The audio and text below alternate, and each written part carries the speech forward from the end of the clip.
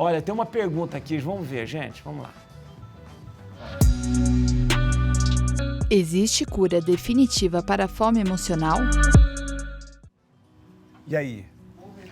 Existe. Eu tô falando com dois aqui, senão ele fala, o que nós estamos fazendo? Geralmente, quando me perguntam várias coisas sobre emoção, eu sempre fico, cura, é muito difícil você falar sobre cura emocional, né? É um processo, né? Mas a fome emocional em si, existe uma maneira gradativa, né? São passos, são etapas que você vai adquirindo, entendendo, que você vai se libertando desse comportamento, porque é um comportamento, né? Através da sua cognição e do seu sentimento, que você gera através desse pensamento, vai te gerar um comportamento. E esse é o comportamento errado de comer. Aí você consegue entender de uma forma diferente. Você muda esses gatilhos e, assim, é algo assim, existe a cura, mas é algo que o paciente precisa sempre estar atento.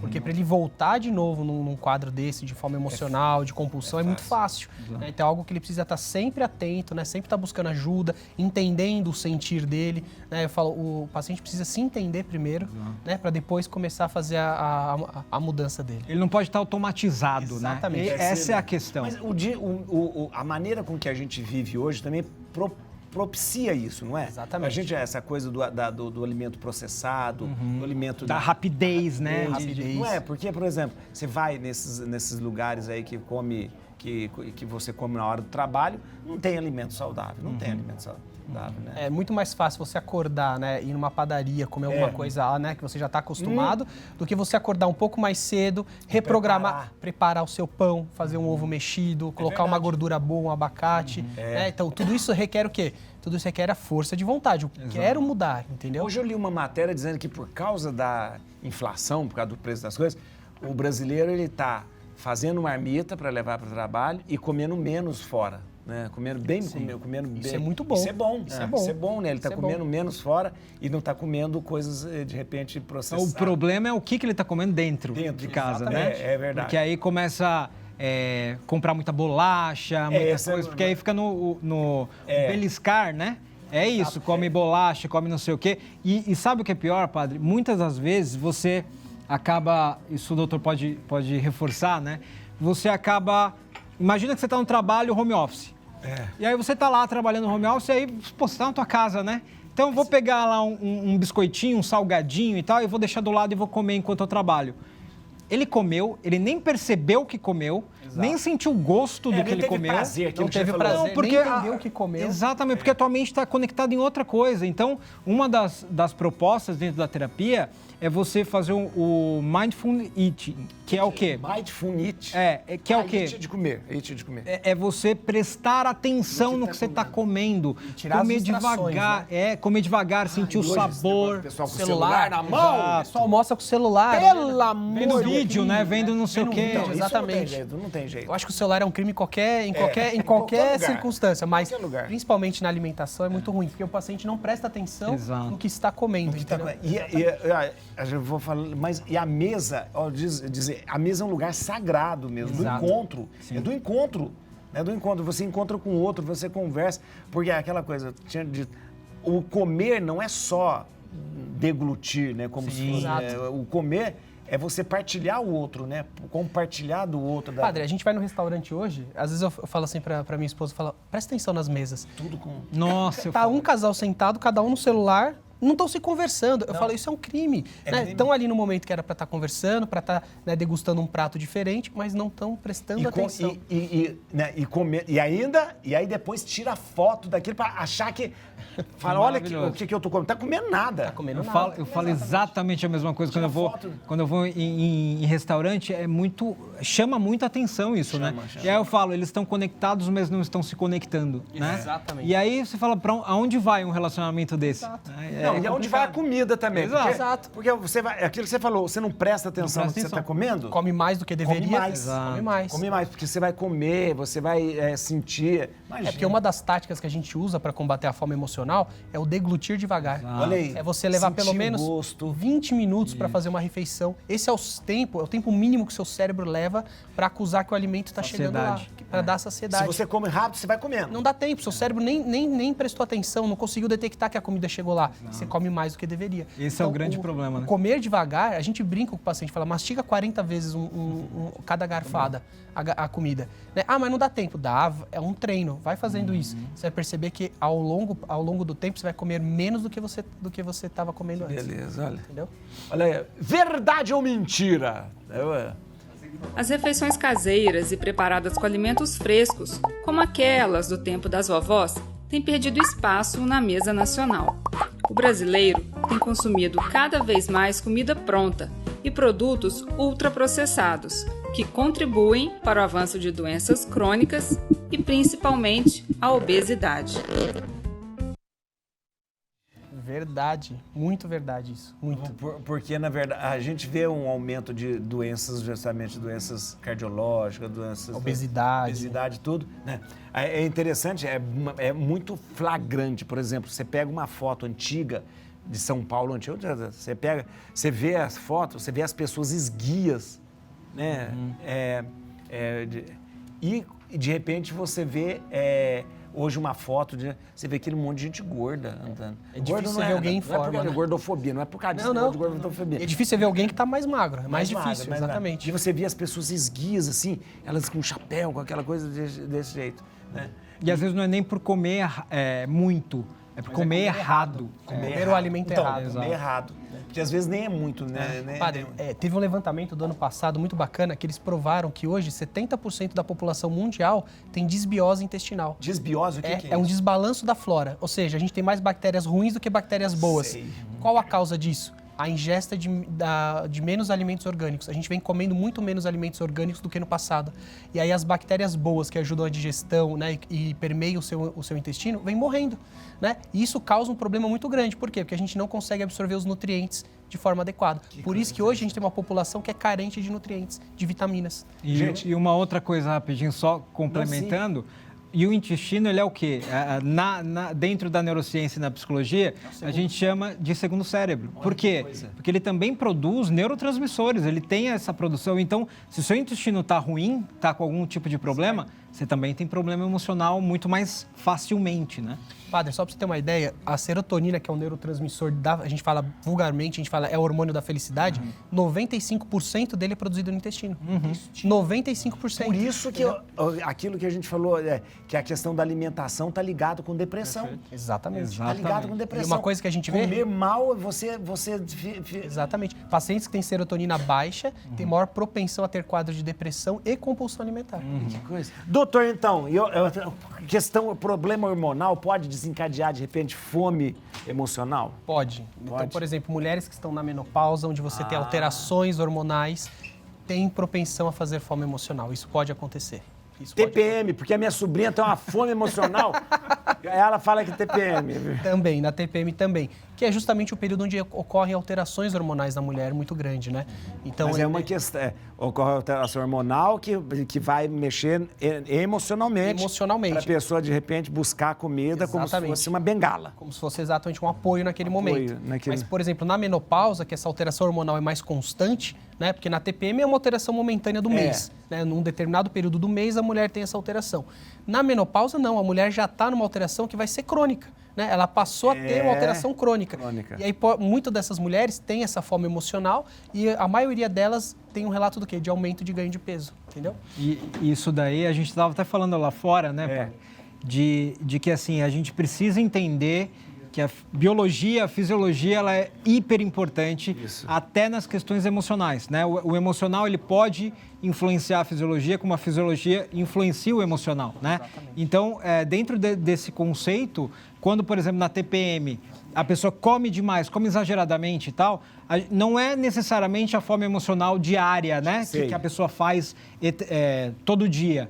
Mas a grande questão é, se ela não tratar a TPM dela, né? Se ela não fizer um tratamento ou hormonal, ou passar num ginecologista, ou passar num endócrino, para ver isso, não há cognição, não há tratamento emocional que ganhe de um pico de hormônio, entende? Um pico hormonal dentro. Entendi. Porque aí o que acontece? Ela vai ter muita raiva, ou ela vai ter muita tristeza, é muito desproporcional, é um pico muito alto. Então, você não consegue controlar isso, por mais que eu fale para o paciente, olha, entenda os momentos e tal, ela consegue até perceber, mas chega uma hora que bate de um jeito que ela não consegue controlar. Então, precisa ter esse controle, essa multidisciplinaridade de tanto médico quanto psicólogo para dar resultado, né? Por isso que o melhor tratamento é alinhar as duas terapias, né? Olha, tem uma pergunta pro doutor Daniel, vamos ver. As medicações injetáveis para emagrecer podem diminuir a fome emocional? Ah, a famosa injeçãozinha na barriga. Assim, existem hoje medicamentos injetáveis, né, que são usados no tratamento da compulsão alimentar, que ajudam o paciente a perder peso. Né, tem vários medicamentos que a gente pode usar, né? Existe a semaglutida, que é um análogo do GLP-1, que é um hormônio, que você usa também, é um medicamento que foi iniciado o tratamento, né, indicado para o diabetes. Esse negócio daquela gestão da Ozempic? Do Ozempic, exatamente. Todo mundo virou moda, Exato. Ozempic. O Ozempic é um aliado na o que é aquilo? Ozempic ele na verdade, a semaglutida é um princípio ativo que ele atua no GLP-1, que é um hormônio que vai ajudar você a ter o quê? O esvaziamento gástrico. Então, pacientes que usam Ozempic, né, um dos efeitos colaterais é ter um retardamento do esvaziamento gástrico, ou seja, o estômago esvazia mais lentamente. Então, esse paciente ele come menos por ter esse mecanismo atuante. Interessante. Mas, ainda assim, não é um dos melhores tratamentos hoje para o emagrecimento, né? Hoje existem outras terapias que a gente usa, até hormonais, que ajudam o paciente a ter um gasto calórico maior, ajudam o paciente a emagrecer da forma correta. Qual que é a forma correta? Ganhar músculo, o paciente precisa ganhar massa muscular e perder massa de gordura. Esse é o emagrecimento definitivo. E é o saudável. Saudável. E aí, para isso, a gente tem outras terapias que a gente associa, como, por exemplo, o uso do hormônio do crescimento, né, que é o famoso GH. GH. A gente usa muito o GH hoje, por quê? Primeiro, padre, é o hormônio mais seguro que tem no mundo. É um dos mais estudados. O GH é aquele hormônio que ele é excretado quando a pessoa precisa crescer. Exato. E ele para, no momento ele para. A gente secreta ele para a vida toda. Tanto que tem um artigo, né, que saiu recente que fala que a gente tem um momento que é a somatopausa. O que é isso? É o momento que o hormônio do crescimento, né, a somatropina, começa a cair. A partir dos 40 anos isso é mais evidente. Então o hormônio do crescimento vai caindo na sua corrente sanguínea. E aí você tem efeitos deletérios dele. Que você perde massa muscular, aumenta a massa de gordura, aumenta o colesterol ruim, que é o LDL. Sei. Então hoje a gente detecta que o paciente tem deficiência desse hormônio e a gente precisa fazer o emagrecimento correto, usar o GH é uma das formas mais eficientes que tem. Que interessante. Porque você induz o crescimento de massa muscular e induz a queima de gordura. Até para aqueles pacientes que não têm uma atividade física regular, o GH consegue ajudar. Por isso que eu vou no doutor Daniel. Olha, agora é o seguinte, além desses danos físicos que a gente vê da fome emocional, que é todas essas coisas que traz para a saúde, emocionalmente, a fome emocional traz algum problema psicológico na vida? Traz por N fatores. Assim, o primeiro é uma baixa autoestima, né? Porque a baixa autoestima ela é relacionada a vários aspectos da vida, né? Mas um deles é, primeiro, você se olha diferente porque às vezes você está engordando ou você está perdendo qualidade de energia na tua vida, a motivação diminui, né? Mas uma outra coisa é quando você percebe que você não tem controle de algo, né? Quando você chega e fala assim, eu tô comendo, eu não consigo parar de comer, eu tô comendo besteira, e aí ela se pune, né? Dá chicotada nas costas, que fica... Só que ela não consegue modificar isso. Então, isso vai gerando mais ainda uma tristeza na pessoa. E aí vira uma bola de neve, porque ela fica triste e aí ela come. Aí ela fica triste e ela pode até procurar comer como se fosse inconscientemente uma forma de se punir.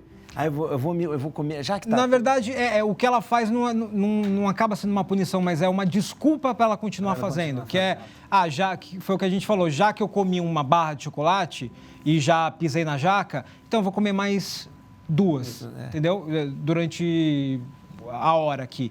Então, esse processo é muito complicado. Então, para você trabalhar a questão emocional da pessoa, principalmente na fome emocional, você tem que trabalhar todo o conteúdo emocional dela, porque muito provavelmente essa pessoa não sabe lidar com nenhuma emoção. Exato. Essa é só mais uma da Exatamente. E aí essa é uma bengala que ela usa, né? Só que inconsciente, mas é uma bengala de fuga para um prazer momentâneo, porque ela não consegue achar outro prazer. Entende? Sim. Um prazer mais saudável, ou até um entendimento do porquê ela faz. Por exemplo, a pessoa está estudando para um concurso, ou uma faculdade, ou alguma coisa do tipo. O que acontece muito, que eu ouço muito? A pessoa, de tempos em tempos, levanta, abre a geladeira, vai ver o que tem na geladeira. E ela já viu 15 vezes o que tem na geladeira e não aparece milagrosamente nada mais na geladeira. Mas ela vai e abre e tal, e aí ela pega alguma coisa para comer e tal. Pode ser até uma coisa que ela não gosta, mas ela pega. Porque é um ato de ansiedade, é um ato de... Eu quero fugir de uma angústia, de alguma forma. Então, tudo isso você tem que perceber para evitar esse tipo... Para entrar nessa fome emocional e transformar ela num hábito. Esse é o grande problema. E uma coisa que é legal, padre, é assim, o paciente, nesse processo, ele vai... Imagina, ele vai errar muitas vezes. Então, vai ter um momento que, naquele dia que ele está fazendo tudo correto, ele vai ter um escape. Comi um chocolate, comi algo que eu não poderia. Então, o que eu falo para os pacientes? Não se puna. Aconteceu? Pronto. Passa a régua, a próxima refeição eu vou fazer de maneira correta. Bola pra frente. Bola pra frente. Por quê? Se o paciente se permite, se ele errar uma e falar, não, agora foi tudo por água abaixo, ele faz o que o Gabriel falou. Já que eu comi uma barra, bom, agora eu vou comer 2. Não, já comeu uma barra, a próxima refeição eu vou comer minha salada, vou comer minha alimentação saudável, vou pra academia, mesmo que eu comi errado. Isso, entendeu? dá valor à percepção. Exatamente. Então, perceber o problema, né? Exato, percebi, comi errado, bola pra frente, passa a régua, vamos começar de novo. Assim mesmo, é interessante. E uma coisa que eu falo que é interessante para os pacientes, eu falo assim, pega 2 dias na semana e faz um exercício. Você vai comer só quando você sentir fisicamente. Aquela fome aquela mesmo. Fome. E dor no estômago. Dor no estômago. E você anota nesse dia o que você comeu. E aí compara com os outros dias o que você comeu. Você vai perceber a diferença, que a gente precisa comer muito menos do que a gente precisa. E é engraçado que é verdade. E quando a gente quer fazer, quando a gente fala assim, eu vou sentir fome, é só a gente falar, eu não vou comer, que a gente começa a sentir fome. Isso é fome aliás, quando a gente precisa fazer jejum, às vezes eu tenho que fazer, a gente faz jejum na quarta-feira de cinza. Tá? Começou o jejum, a gente já sente fome. Já sente fome. Sabe o que é isso, né? O diabo, né? Tanto que uma das técnicas... O diabo que atenta. Uma das técnicas que a gente usa é o jejum intermitente, para poder quebrar esse paradigma. Para poder quebrar. Exato. Você faz esse negócio do jejum intermitente funciona mesmo? Funciona, padre. Funciona. É muito bom. O jejum intermitente é quanto tempo que você fica sem comer? Eu falo que o mínimo dos mínimos é de 12 horas, mas o 12 ideal, horas? 12, o ideal seria 16 horas. Então, 16 a pessoa, a 18. por exemplo, ela comeu de manhã 8 horas, só vai comer 8 horas da noite. O ideal é fazer sempre no período da noite. Da noite? Da noite. Então, mas da noite a gente já sempre faz. Então, você aproveita o sono, já aproveita esse sono, já usa essas horas que você vai dormir e coloca na conta, fica mais fácil. Então já faz. Já faz. Então, geralmente, você comer algo por volta das 18 horas, né? Só 6 da manhã vai estar dando 12, né? Você coloca ainda mais algumas horinhas para completar 18 horas e aí você quebra isso, né? Você quebra esse jejum comendo algo saudável. Você aprende a reprogramar sua mente, reprograma suas células, ajuda a baixar o colesterol. Esse jejum da noite, ele é bom, então? Já é bom? O jejum intermitente, o doutor sabe muito melhor, né? A última hora que eu como é 6 horas. Então, já faz 12 horas, acaba fazendo. O jejum intermitente, além de todos os benefícios fisiológicos e tal, você trabalha o controle emocional. Exatamente. Né? Então, assim, tão controlado. Porque assim, eu faço jejum intermitente e às vezes eu faço de 24 horas. Mas para trabalhar... Jesus, Gabriel! Eu almoço e depois só almoço de novo no mesmo horário e tal. E seu nível de atenção fica melhor, né? Fica melhor. Você melhora. A gente fica mais... Você melhora tudo. E assim, a pessoa fala, nossa, você fica um dia sem comer, como é que você consegue? No começo... te dá um negócio e fala, meu Deus, eu preciso comer alguma coisa. Mas você vai controlando, você fala, não preciso comer, calma, não sei o quê. Aí você vai trabalhando tua mente, uma hora você tá tranquilo. Aí passa o dia, você fala, nossa, é a hora de comer. Você nem percebeu que passou. Gente, que interessante. E olha, mas eu gostei desse negócio. Então a gente pode aproveitar. Eu pensava que não deve. À noite, é o melhor período. Aproveitar a noite. Exatamente. E interessante o nome que a gente, você falou, né? Quebra o jejum, né? O nome que a gente usa no café da manhã em todo lugar.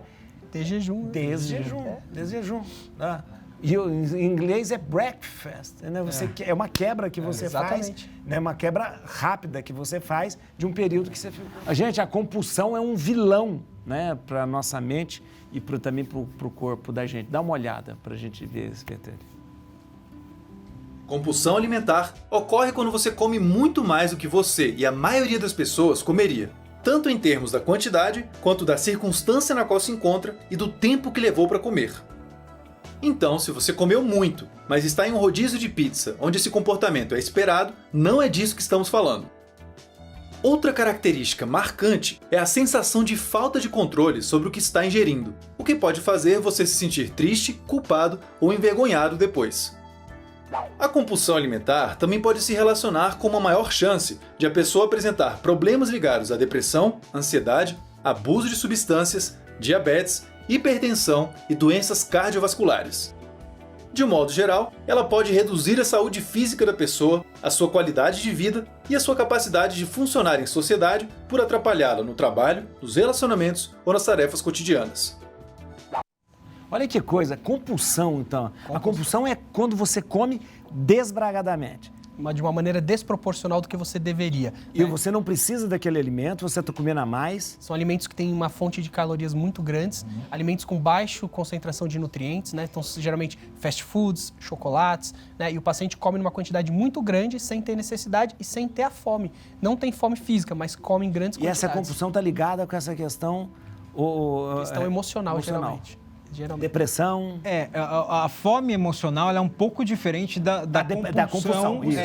Mas assim, a fome emocional pode levar a uma compulsão. Né? Exatamente. A compulsão, a pessoa ela come sempre, é isso? Ela está comendo sempre? Ela come exageradamente, sem freio, assim. Exato. E uma das coisas que o doutor falou, que é importante, que é o que eu falo dentro da terapia também, comer devagar tem vários benefícios. E o maior deles é você dar tempo para o teu cérebro entender que você já está satisfeito, que já está mais. Porque aí você tem o sinal e você se aquieta um pouco, né? Só que isso na fome emocional. Agora, quando é compulsão, a pessoa vai sem limite, né? Ela não tem limite, não tem freio, né? Há um limite físico para a pessoa, não existe um limite, por exemplo, chega um momento que o estômago... Ela bota para fora. Ela só vomita até com a compulsão e continua comendo. Continua comendo. E mesmo o seguinte, se ela está comendo, ela vai inflamando o fígado, ela vai fazendo... Tudo, igual ontem eu falei até, igual o ganso, que você vai dando comida para o ganso para fazer o fígado inchar, o patê, o foie gras lá. Você vai, é isso, É exatamente isso. O paciente, quando ele entra num quadro de compulsão, ele extrapola o limite físico dele. Então, ele tem dor, ele tem mal-estar, ele passa mal, né, com aquela alimentação. Mas isso não impede dele continuar comendo, porque muitas vezes ele passa mal e continua comendo. E cria até um contexto que aí é assim, a compulsão ela pode levar a doenças mais sérias, por exemplo, bulimia, né? Ah, entendi. Isso vai sendo um dominó que vai caindo, vai cada vez piorando mais se a pessoa não trata isso, né? Gente, sabia que a pessoa pode morrer de comer, né? Alexandre Magno, o grande conquistador Alexandre Magno, morreu de comer. Sim. Ele comeu, ele comeu, foi até onde ele chegou e passou, mas depois ele disse que ele foi querer correr também, ele correu e morreu de comer. Os romanos, diz que nos banquetes romanos, né, nos grandes banquetes romanos, né, era comum que você comesse bastante para mostrar que estava satisfeito.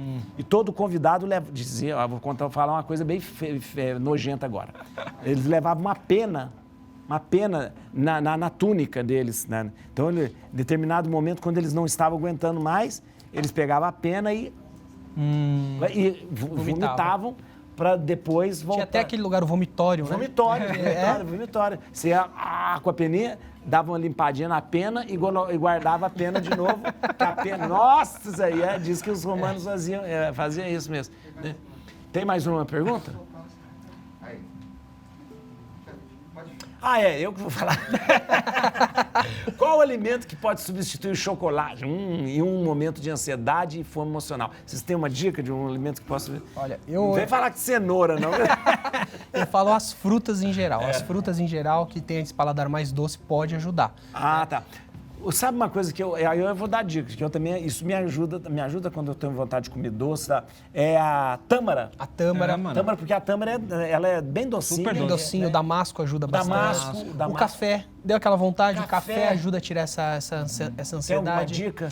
Basicamente é isso, né? Fruta seca é ótimo, por causa que dá essa sensação, né, de doce. Mas, de novo, o que pode substituir o chocolate em que sentido? Em que sentido, né? Porque o chocolate você pode comer se você tiver um controle. Isso né? é verdade. Então, isso tudo Essa pergunta é muito de uma pessoa que tem uma ansiedade muito grande, provavelmente uma fome emocional, e ela quer mudar de bengala, entendeu? Para continuar tendo a fome emocional, mas não engordar. Comer sem culpa ali. Exatamente. Na verdade, é tratar a fome emocional. Tratar a fome emocional. Agora, mas tem essas coisas de comer uma... a pessoa pode fazer durante a semana. Sim. Come uma fruta, come uma... Não coma maçã, que dá um fundo no... Meu Deus, a pessoa... Mentira. Você tá brincando. Você tá com fome, come maçã... Você já viu? Dá aquele vazio no estômago. Parece que a gente virou um buraco ali, um buraco negro. Sabe uma coisa que ajuda muito, padre? O cérebro, muitas vezes, ele não consegue detectar se é fome ou se é sede. Se é desidratação. Entendi. Então, uma coisa que eu falo para os pacientes deu aquela vontade de comer, toma um copo de água antes. Boa. E percebe. Muitas vezes a fome vai passar. Sede. Pode ser sede. O cérebro não consegue ter essa diferenciação. Eu acho que eu tenho isso. A Bruna tá falando por isso que ela toma milkshake. Mas até antes do almoço, né? Exato. Você tomar um copo, 2 e tal, ajuda a preencher também, né? É bom tomar. Por que a gente tem sono e cansaço? Que é cansaço depois da refeição? Isso é muito fácil da gente entender, padre. Quando a gente come, a gente tem um pico de glicose muito alto no sangue. E na hora que a glicose sobe no sangue, o cérebro entende que essa glicose precisa ser colocada imediatamente para dentro da célula. Aí ela sinaliza um outro órgão, que é o pâncreas. O pâncreas secreta a insulina. E a insulina pega essa glicose e coloca rapidamente para dentro das células para a gente não perder, para a gente usar isso como fonte de energia. É isso. Nesse momento que a gente faz o pico de glicose e logo ele abaixa, a gente faz uma discreta hipoglicemia, uma hipoglicemia pós-prandial. E aí o paciente tem sono, fica um pouquinho cansado, que é o momento que a glicemia, ela acabou de subir, mas ela caiu rapidamente no sangue. Fez um pico. Esse momento que ela faz o pico, você tá bem, na hora que ela começa a cair, o paciente tem um pouquinho de sono e fica um pouco cansado. É algo transitório, é o tempo do cérebro conseguir identificar, né, a quantidade de glicose que vai para dentro da célula e a quantidade de glicose que vai ficar no sangue. Então, a famosa água com açúcar dá para acalma a pessoa. Quando a pessoa está passando, traz uma água com açúcar. Então, às vezes, de repente, é para dar essa faz esse pico de glicemia no sangue, exatamente então faz isso. Sentido. Em Minas, a gente quando come, né? Aí depois a gente fala assim, agora a gente vai fazer o quilo. Já viu falar mesmo? O quilo. Vai fazer o quilo. Aí você deita, né? E vai dormir para fazer o quilo. Mas seria digestão, mas é interessante isso, né? Dessa glicose. A gente faz um pico e logo cai. Nesse momento que cai, é a hora que dá um sono. Então, como se fossem sintomas de hipoglicemia. E aí você falou, porque quando cai a glicose, a gente sente sono. Sente sono. Geralmente, porque quando a pessoa começa a sentir fome também, é porque ela está ela começa a sentir mais, abrir a boca, né? Meio de sono e tal. Eu falo, porque o pessoal fala assim, às vezes, padre, quando eu vou na igreja, eu estou rezando lá, eu começo a abrir a boca de sono. Eu falo, hipoglicemia. E a pessoa vai para a missa sem comer, fica 1 hora sem comer, sem nada e tal, né? Porque ela já pensa que é coisa, né? Eu acho que tem alguma coisa aqui, eu estou abrindo a boca, deve ser... Não é nada, né? Hipoglicemia. Hipoglicemia, exatamente. Interessante, olha, muito interessante mesmo. Tem mais... Acabou? Acabou. Você fala. Comer doce toda hora, eu almoço. O Wilson tá falando que come doce toda hora. Eu tenho comido de tarde. Você come sempre doce? E doce, chocolate. Mas isso é fome emocional. Fruta pra mim não adianta, não. Se eu comer... Isso é fome emocional, né? Eu vou ter que comer um doce depois. Sim, mas você viu o que você tá falando? Você não tem que. Tá vendo? Você não tem. Quem manda é você. Você comanda o seu cérebro. O Wilson falou que come. O Wilson falou que tem sempre que comer doce. Mas isso é hábito. Eu tenho que comer. Mas é isso. O primeiro passo, na verdade, é você entender que você não tem nada. Né? Você não é obrigado a nada. Eu tenho que comer chocolate. Não tem. Isso daí não é fisiologicamente positivo em nenhum momento para o nosso nem algo corpo. Que o seu cérebro pede. Exatamente. De forma efetiva. Exatamente. Então... Não é porque você falou, né? É como se eu fosse obrigado. Exato. Né? Alguém está me obrigando a comer. Não é isso? Agora... Uma maguinha, então... pra tentar... trabalhar primeiro para você entender por que você tem esse pensamento de ter que. Né? Qual é o sintoma físico que você tem ou quais são os tipos de pensamento que você tem durante esse processo de agora preciso comer um doce. Né? Porque geralmente está linkado a alguma questão emocional.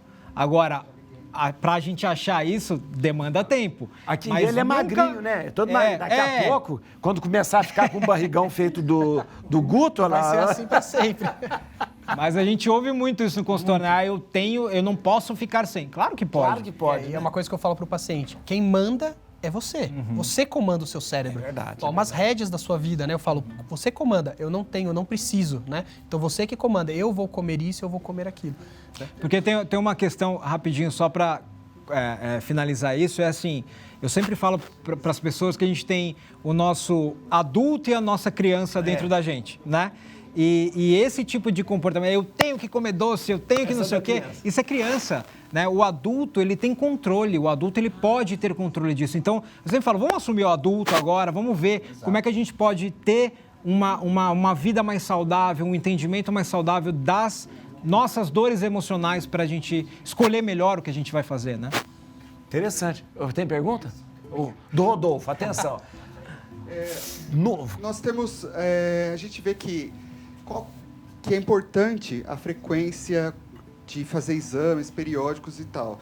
Porque eu tenho uma amiga que é super saudável, aparentemente magra, faz academia e tudo mais. E ela, num exame de rotina, descobriu que ela estava com a glicemia altíssima, que ela estava pré-diabética e tudo mais. Então, a importância para a gente poder descobrir essas coisas é realmente fazendo exames regulares. Não tem nenhum, às vezes, sinal que o corpo manda. Na verdade, essa sua pergunta, Rodolfo, é importantíssima, porque a gente tem uma cultura hoje no Brasil de não procurar atendimento médico preventivo, na verdade, né? Então, assim, as pessoas deixam para procurar quando o corpo apresenta algum sintoma. Tô me sentindo mal, tô me sentindo cansado, aí eu vou no médico. Tô tendo uma dor, aí eu vou no médico. Mas essa cultura da gente procurar saúde é uma coisa que não existe. Então, hoje eu falo, tem muitos poucos médicos hoje querendo cuidar da saúde, a grande maioria quer tratar doença. E, na verdade, a gente tem que fazer o contrário, a gente tem que promover saúde. Então, o ideal seria o paciente a cada 6 meses estar passando com o médico da sua confiança, para estar fazendo os exames, né, de rotina, né? Isso. Os hemogramas, todas aquelas baterias, glicemia de jejum, coletando toda a parte hormonal e até, dependendo da idade do paciente, que a gente fala depois dos 40 anos, está investigando a parte cardiológica, sempre a cada 6 meses, porque dessa maneira a gente consegue fazer um trabalho preventivo. A gente promove saúde e evita a doença. Muito bom. Agora, só para concluir, né? Isso é uma coisa que também a gente estava falando lá fora, que eu acho que é importante. A qualidade de vida, bem-estar, eu acho que essa é a busca que a gente tem que ter. Né? E a saúde, de forma geral, ela trata muito mais doença do que promove qualidade de vida. Né? E a gente, nós somos da linha do vamos tentar trabalhar a qualidade de vida para que a gente tenha uma saúde melhor e evitar problemas no futuro. Porque quando você previne coisas emocionais e físicas, você tem uma qualidade de vida melhor e até mesmo um tempo de vida maior com mais qualidade, né? Exatamente. Eu queria perguntar mais, não dá tempo mais, né? Negócio de paladar infantil, que ia falar, mas agora não dá mais. Porque você falando de negócio de... Falamos muito, né? Eu tenho paladar infantil, eu queria saber se existe. Peraí, eu tenho que dar os contatos dele aqui, ó. Atenção, pode existir 2 pessoas mais simpáticas do que esses 2? Não pode, não pode. Doutor Gabriel Monteiro, psicólogo, atenção, acesse o site, atenção, institutogabrielmonteiro.com.br, institutogabrielmonteiro.com.br, ou então no Instagram, @GabrielMonteiro _oficial. Esse número é o seu, o telefone de... Isso, pode passar, pode dar? 0 operadora 11 9 54 54 4406, 9 54 54 4406. Atenção, vai lá no Dr. Daniel Bratan. Porque eu vou também. Aqui, ó, é o seguinte, ó, no Instagram. Vai lá no Instagram. Me marca no Instagram, viu? Da outra vez você não me marcou, não. Marquei. Marquei o senhor. Marquei sim. Aqui, mas vou marcar de novo. De novo. Aqui não reposto. Dr.danielbratan. dr.danielbratan. Atenção no Instagram também, @clínica.rm. Clínica.rm. E esse telefone? É o telefone de contato. É o telefone de contato. 0 operadora 11 9 40 78 0704. 9 40 78 0704. Muito obrigado, acabou o programa. A gente vai nem encerrar um clipe porque não deu tempo mais. Tchau. Tchau.